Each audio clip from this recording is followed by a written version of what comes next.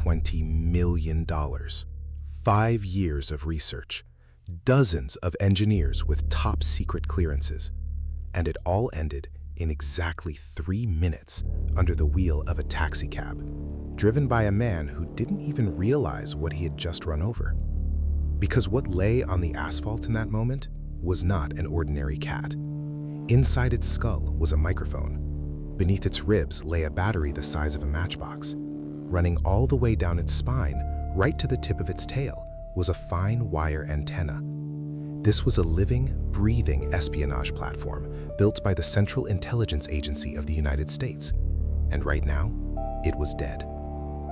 A warm, late autumn day, a quiet street in northwest Washington, D.C., just a few blocks from a Soviet diplomatic compound. An unmarked van idles by the curb. The side door slides open, and 2 men in plainclothes step out. One of them is holding a carrier. Inside that carrier is a gray tabby cat, pulled just a minute ago from a specialized climate-controlled transport box. The man crouches down and opens the grate. The animal hesitates for a second, then steps out onto the sidewalk. It takes a few steps, then a few more. In the handler's earpiece, the transmitter feeds a steady, crystal-clear signal. The cat approaches the curb. It steps down onto the asphalt. Coming around the corner, without dropping its speed, is a taxi. A dull thud. The signal in the earpiece cuts to dead static. One of the men slowly takes off his hat. The other just stands there, staring at the street. And here is the first question we need to stop and consider. How many smart, educated, highly serious people with advanced engineering degrees do you think had to sign off on this project before a cat with a microphone in its skull was let out onto that street?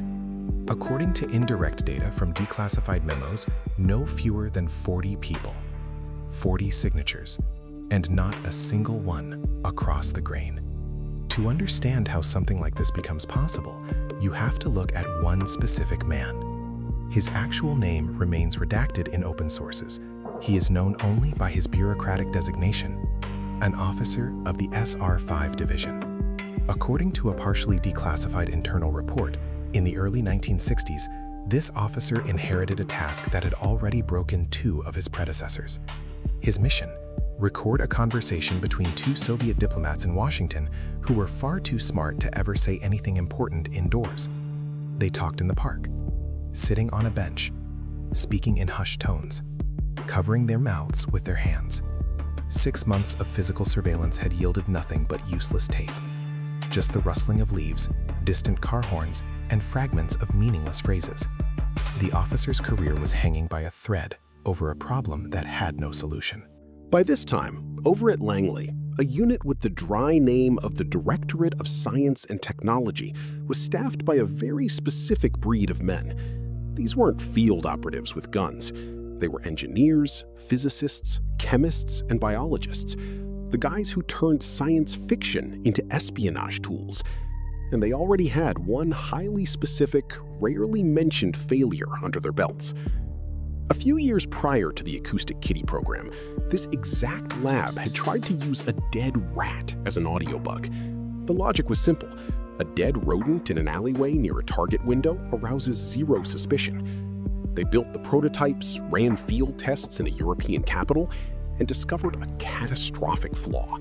Stray cats kept finding the dummy rats and eating them, electronics and all. The program had to be scrapped. But it was out of the ashes of that failure, according to one theory, that the next idea was born. What if we make the predator itself the carrier? The one thing nobody will ever eat and nobody will ever suspect.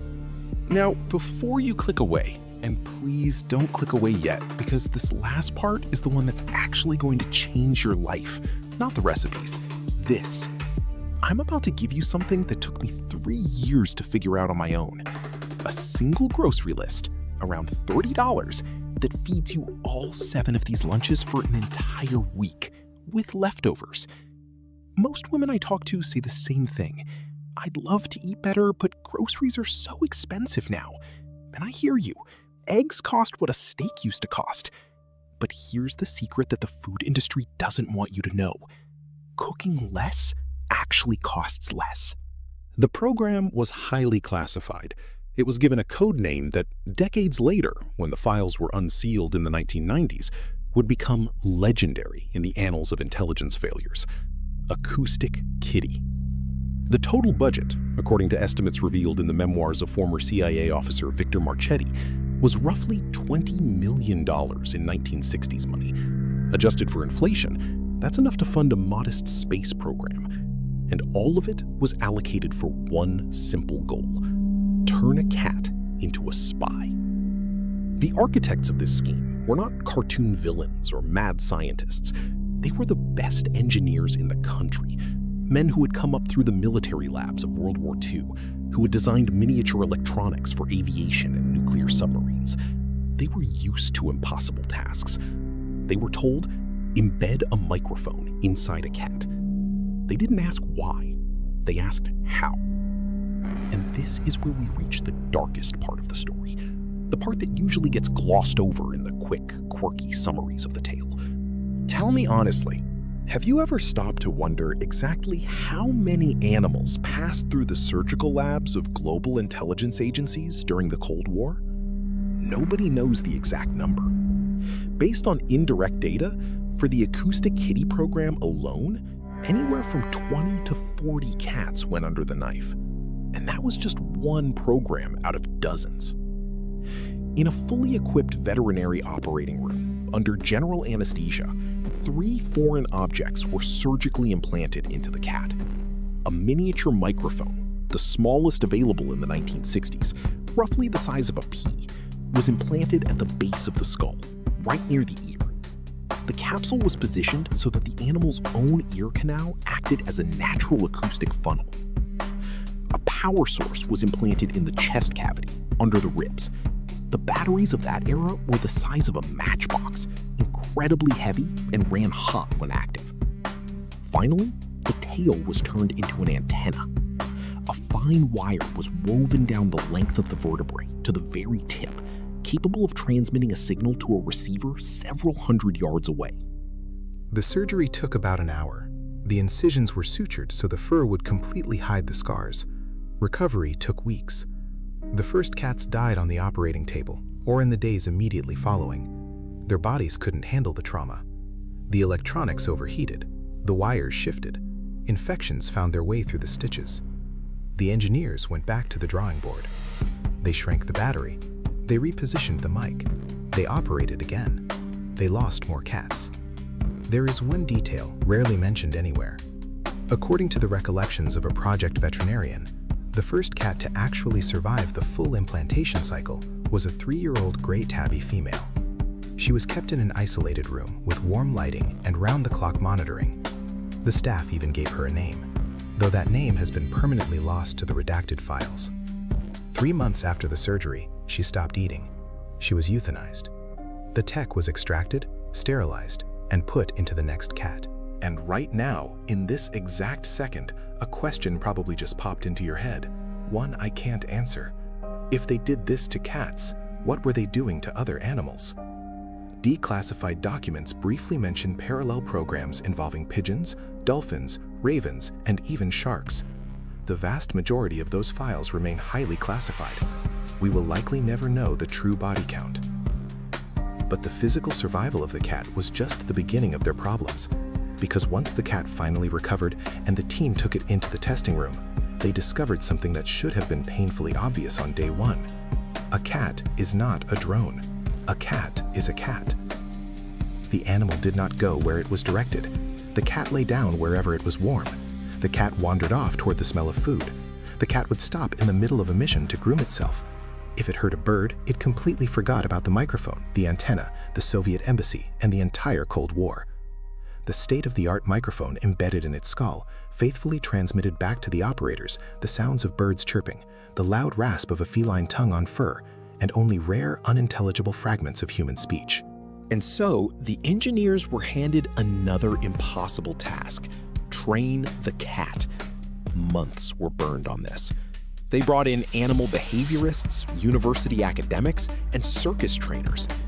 They tried to condition the cat to walk a specific distance, stop on cue, and ignore food. According to one partially corroborated account, the animal was implanted with a secondary override, a neurostimulator designed to suppress the sensation of hunger, just so the smell of hot dogs from a street vendor wouldn't blow an operation. By the beginning of the crucial year, the team finally had their asset, a living cat, mutilated by multiple surgeries, wired with internal electronics, partially trained, with a suppressed appetite, capable of moving in a specific direction on command, at least for the first few minutes. Its transmitter worked flawlessly. The microphone could pick up human speech from 30 feet away. The lab tests were deemed a success. Only one thing remained: the field test. Right here, before I tell you about that final minute, stop and ask yourself a question. If you were sitting in that van 30 seconds before opening the door, would you have stopped the operation? Would you have spoken up and told your colleagues that one critical detail had been overlooked? When psychologists later interview people involved in massive systemic failures, most gave an honest answer. No, they wouldn't have said a word. Because when 39 people have already said yes, the 40th guy who says no doesn't save the day. He just gets fired. The location chosen for the maiden deployment was a small park near a Soviet compound in Washington, D.C. Some sources point to a spot near the facility on Wisconsin Avenue. According to intel, 2 Soviet persons of interest were scheduled to sit on a bench and talk. The cat's mission? Walk about 20 yards from the drop point to the bench, lie down nearby, and stay there for the duration of the conversation. A clean, simple task. The surveillance van arrived early. Inside sat a surgeon, a comms engineer, the operational handler, and a driver. They pulled the cat from the box, checked the transmitter's telemetry, and confirmed the signal was clean. They slid the door open. The cat stepped out. It took its first few steps down the sidewalk, confident, calm, heading in the exact right direction. The handler's earpiece fed him the ambient noise of a busy city day. The cat approached the curb. It stepped down, and it began to cross the asphalt toward the park on the other side. Nobody, in the entire process of designing this operation, had thought about this one tiny detail. Not a single engineer, biologist, behaviorist, or spy, over 5 years and $20 million, had asked the question that a 5-year-old child would have asked. What about the cars? The taxi came around the corner at normal city speed. The driver didn't even have time to brake. The impact was instantaneous. The cat died on the spot. The signal in the earpiece vanished into static. The 2 men in the van sat in total silence. Then, one of them stepped out, slowly walked over to the carcass, scooped it up, and carried it back to the vehicle. Destroying the evidence was far more important than grief.